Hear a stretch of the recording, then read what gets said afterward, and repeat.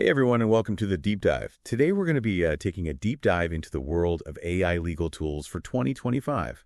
So picture this, you walk into a law firm in 2025 and it's practically running itself.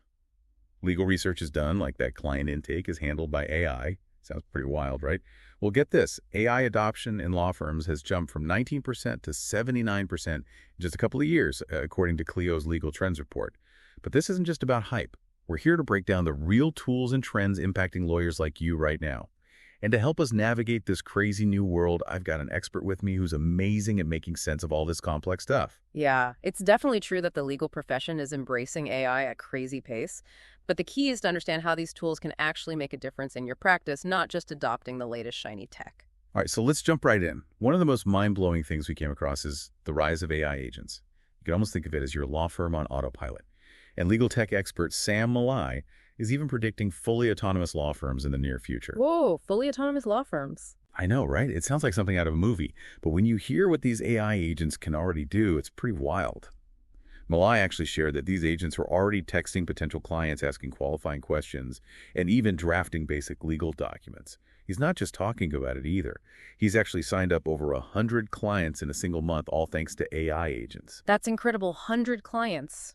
Wow. So having an AI agent handle those initial client interactions and routine tasks, that would free up so much time for a lawyer to focus on more strategic work. That's exactly what he was saying. More time for strategy. Sounds amazing. But what are some things we need to watch out for with AI agents? Well, I think a big thing is data privacy. We need to make sure that these AI agents are handling client information responsibly and ethically. And as AI takes on more tasks, it also raises questions about the evolving role of lawyers. What skills will become even more crucial for lawyers as AI handles routine tasks? It's definitely something to think about. That's some serious food for thought for sure. Yeah. So it sounds like the takeaway here is AI agents have the potential to revolutionize how law firms operate, but responsible implementation and a focus on the human element are crucial. Absolutely. Now let's shift gears a bit and talk about decision support systems, or DSS. Okay, I've heard a bit about DSS, but to be honest, I'm not totally sure what they are or how they work. Yeah, so a DSS is basically a system that helps you analyze data to make smarter decisions. You can almost think of it like a super-powered research assistant that can sift through mountains of information and uncover hidden patterns. Now imagine integrating this DSS with your law firm's CRM. Suddenly you have this incredible tool that can provide valuable insights into your clients, your cases, and even your firm's overall performance. It's like having a crystal ball for your law firm, right? I remember Moy even talked about using DSS for predicting things like which clients might need some extra attention or finding potential class action opportunities. It sounded like something straight out of Minority Report. Yeah, it's pretty powerful stuff. But the key with DSS is to understand how to implement it properly in a law firm. It's not just plug and play. Lawyers need to understand their data, choose the right DSS for their needs, and then be able to actually use the insights it provides. So it's more like a powerful tool that needs a skilled operator, not just a magic bullet. Exactly. What about DSS stands out the most to you? For me, it's the potential to unlock all sorts of hidden opportunities and make data-driven decisions that wouldn't have been possible before. Think about things like anticipating client needs or identifying the cases that are likely to be the most successful. Wow, that could be a total game changer. But like with any powerful tool, I'm sure there are potential drawbacks. What are your thoughts on that? You're absolutely right. Data privacy is a big one. We can't forget about that. Lawyers have an ethical obligation to protect client confidentiality, and using a DSS adds another layer to that responsibility. Choosing a DSS provider with good security measures and a clear understanding of data privacy regulations is crucial. That makes a lot of sense. So again, it's not just about blindly trusting the technology, but using it in a responsible and ethical way. Exactly. And it's important to remember a DSS is just one tool. It's not a replacement for human judgment and experience. Right. AI should be helping us do our jobs better, not replacing us altogether. Now let's move on to a topic that every lawyer knows and sometimes loves: legal research. I'm sure everyone listening has felt that feeling of drowning in case law, statutes, and regulations, especially when you're facing something as research-heavy as a motion for summary judgment. Yeah, definitely. Not the most fun part of the job. But the good news is AI is stepping in to make legal research faster, more accurate, and maybe even a little more enjoyable. That's right. We're talking about tools like Case Text, Co-Counsel, Westlaw, Precision, Ross Intelligence, and more that are revolutionizing the way we do legal research. I've heard of some of those, but what makes them so different from traditional legal research? Well, think about how you do research now. You spend hours digging through databases, manually checking citations, and trying to piece everything together. AI research tools can actually automate much of that process, which saves you a ton of time and reduces errors. They use natural language processing to understand legal language and can even spot connections that a human researcher might miss. So it's not just about speed, but also about uncovering insights that might have been overlooked. Exactly. But as with any powerful tool, it's important to be aware of the limitations. One big one is making sure the AI algorithms are trained on accurate and unbiased data. We've seen examples of AI systems perpetuating biases, and that can have serious consequences in the legal field. That makes sense. So it's about using AI as a tool to enhance our own expertise, Yeah. but not blindly trusting it. Exactly. We still need to use our judgment, critically evaluate the results, and make sure we're using AI ethically. Yeah. I couldn't agree more. In fact, as AI takes on more of those routine research tasks, lawyers will need to focus on developing higher-level skills. Things like strategic thinking, complex problem solving, and finding creative legal solutions. It's like AI is pushing us to level up our lawyering game.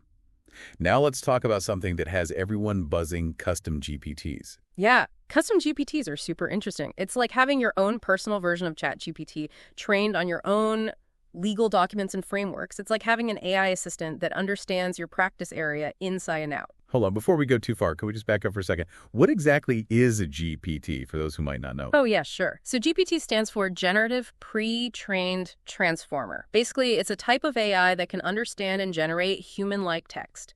It's trained on a massive data set of text and code, so it can do all sorts of language-based tasks. Okay, I get it. So with custom GPTs, we're basically tailoring these super smart language models to our specific needs as lawyers. Exactly. And Malai is super excited about the potential of custom GPTs for automating things like demand letter drafting. Imagine being able to create a high-quality first draft of a letter just by giving the GPT a few key inputs. That's the kind of personalization we're talking about. I can already see how that would be a game changer for lawyers. But how do you even get started with building your own custom GPT? It sounds pretty technical. It's actually becoming much more accessible. There are platforms and resources that let you build your own custom GPT without needing to be a coding expert.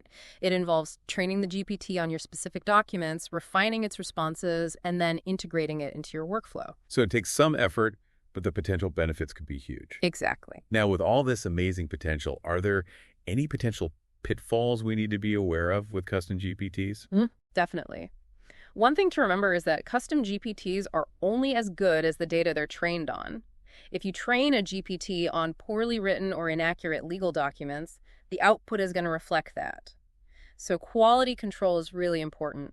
You also need to be mindful of data privacy and make sure any sensitive client information is handled securely and ethically. So yet again, we see the theme of responsible and ethical use of AI. Absolutely. It's a constant theme with all these new legal tech tools. Right. It's not just about the technology itself. It's about how we use it responsibly and ethically. Couldn't have said it better myself. As we continue to explore all these AI advancements, we need to remember these are tools meant to enhance our abilities as lawyers, not replace us. Right. The human element is still at the heart of what we do. Exactly. Welcome back to the deep dive. Last time we talked about some of the big AI concepts that are changing the legal field. Yeah, like those AI agents and DSS things. Pretty mind-blowing stuff. Definitely. But now I think it's time to get a little more specific and look at some of the actual tools that lawyers are using right now. Okay, so less theory, more practice. Let's do it. What are some of the tools that are really making a difference for lawyers today? Well, one tool that's getting a lot of attention is Harvey AI. The Neuron, which is a pretty big AI news site, called it the best option for lawyers. Harvey AI? Okay, I haven't heard of that one. What's so special about it? So basically, you can think of Harvey AI as like an all-in-one AI legal assistant. It can help lawyers with all kinds of tasks like drafting documents, analyzing contracts, doing legal research, even identifying potential legal issues. And the really cool thing about Harvey AI is that it's been trained on a massive amount of legal data, including case law and all sorts of reference materials. So it's like having a super smart legal encyclopedia and a research assistant all rolled into one, powered by AI. That's a great way to put it. And according to the Neuron, Harvey AI can really streamline a lot of legal tasks and cut down on response times. which obviously makes clients happier. Yeah. In today's world, everyone wants things done yesterday. So faster turnaround times are a big plus. But I'm also curious about the potential downsides. No tool is perfect. You're right, of course. The Neuron did mention a couple of things to keep in mind. First, since Harvey AI is dealing with sensitive legal information, cybersecurity is super important.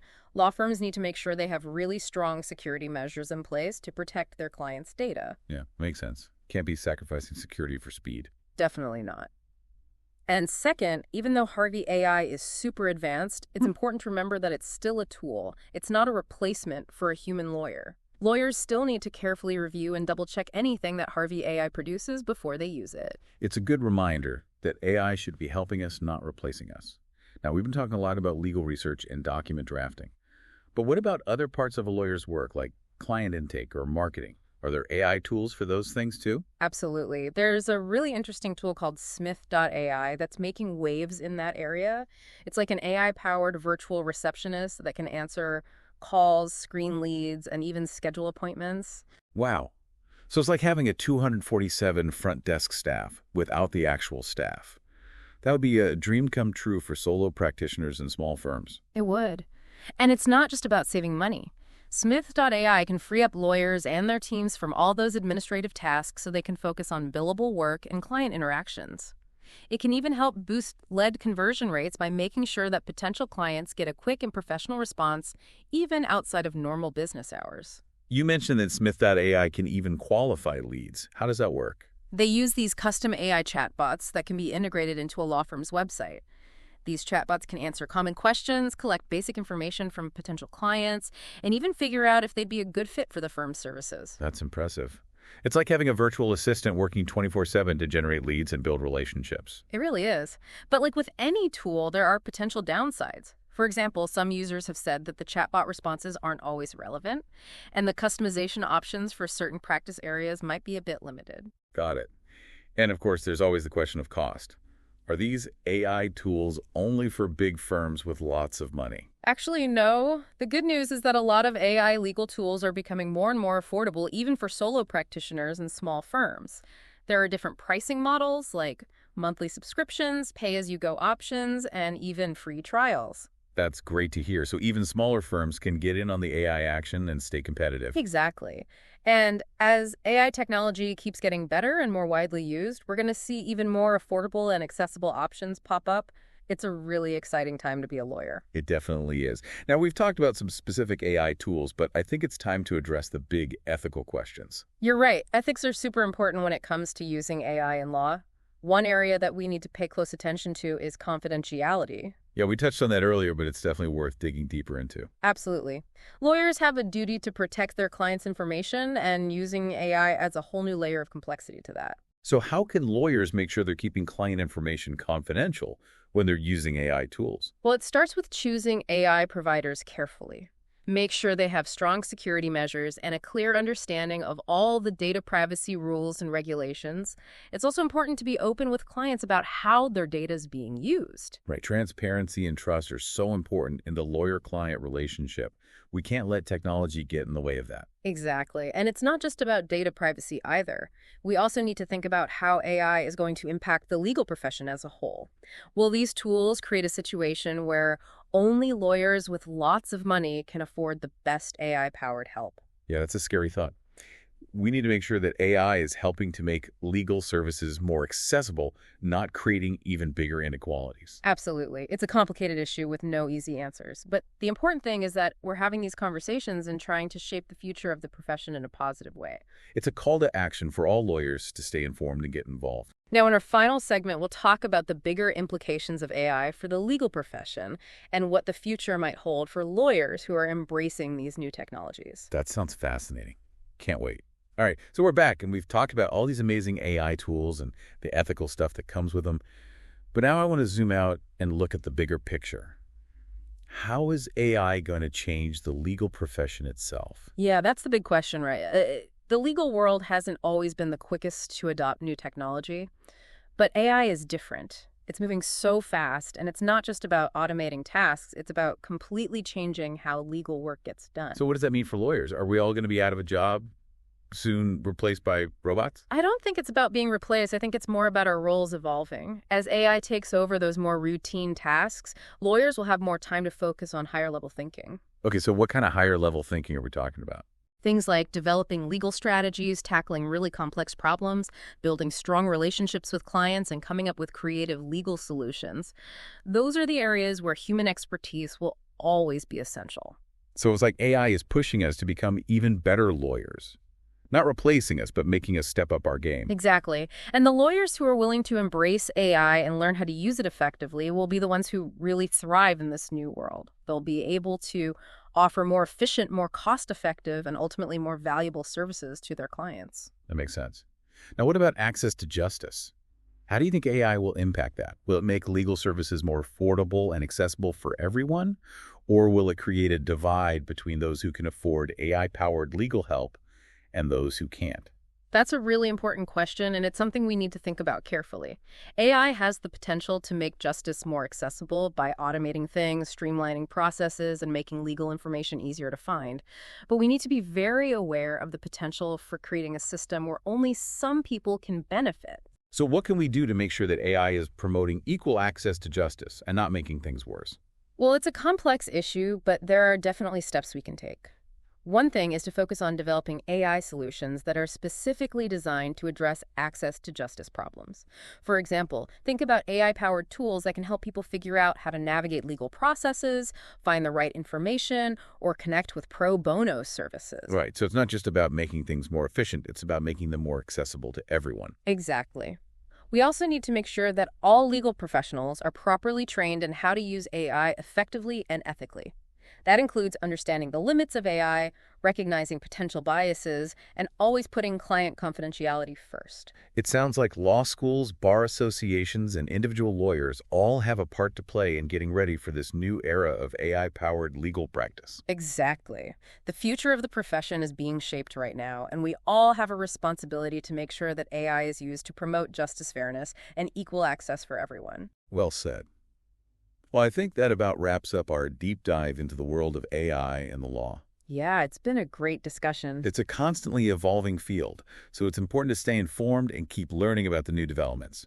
We hope this episode has given you some things to think about and maybe even inspired you to explore some of these AI tools for yourself. Yeah, definitely. And remember, the future isn't something that just happens to us. It's something we create together. So let's all work together to build a legal system that is powered by AI, but also driven by our shared values of justice, fairness, and equality.